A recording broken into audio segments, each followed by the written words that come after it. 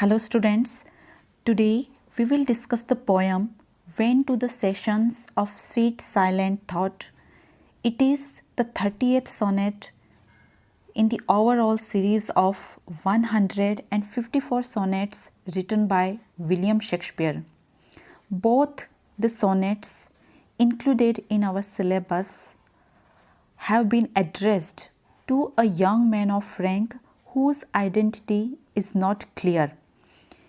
In this poem, the poet pays this young friend a beautiful compliment and says that whenever he thinks of his friend, he forgets all his miseries and all his losses. When to the sessions of sweet silent thought I summon up remembrance of things past, I sigh the lake of many a thing I sought, and with old woes new veil my dear times waste.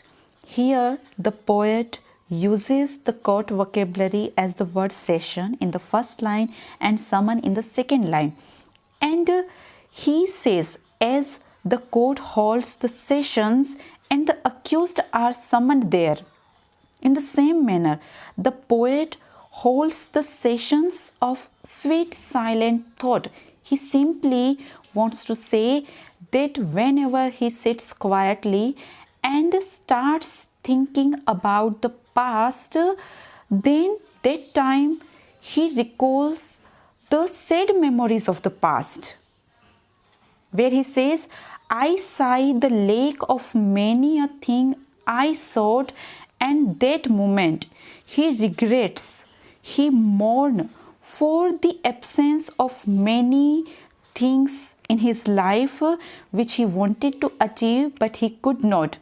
And with old woes new well, and as soon as the old memories, sad memories of the past renews, he freshly begins to cry for them, and in this way it is the waste of present time as well as his past time. He further says, then can I drown an eye unused to flow? And then when he is filled with so much grief of the past, he can drown himself in tears.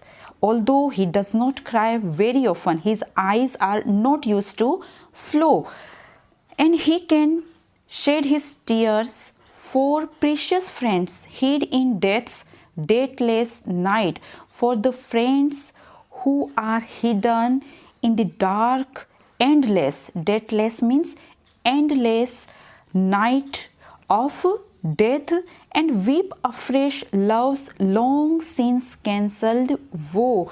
And he can cry all over again for the pains of love which have been long before forgotten, and mourn the expense of many a vanished sight, and he can cry the loss of many beautiful scenes of his past life. He further says, then can I grieve at grievances foregone, and heavily from woe to woe tale over.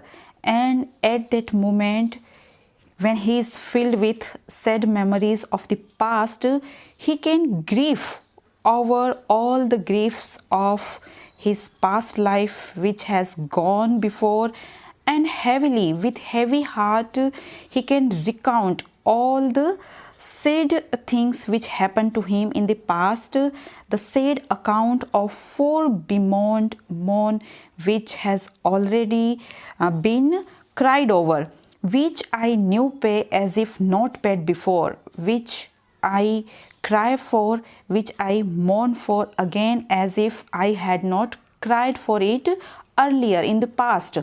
But for a while I think on thee, whenever for a while I think about you, dear friend, all losses are restored and sorrows end.